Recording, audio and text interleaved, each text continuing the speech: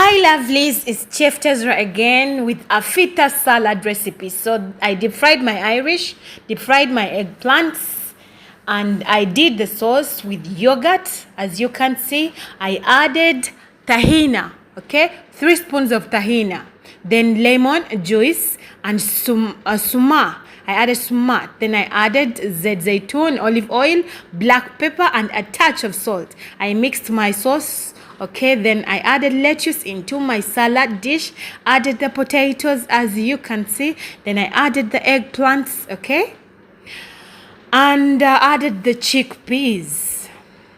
Okay, my lovelies, then I topped on it the sauce I had done earlier on. Okay, my lovelies, then I got my Lebanese bread that I had fried earlier on and put it on top. Okay, you can see it looks so nice. Okay, then I got my pomegranate also. I added it on top of my salads. It looks so beautiful. And I added pine seeds or sunoba. Okay, pine seeds or sunoba in Arabic and bakduna.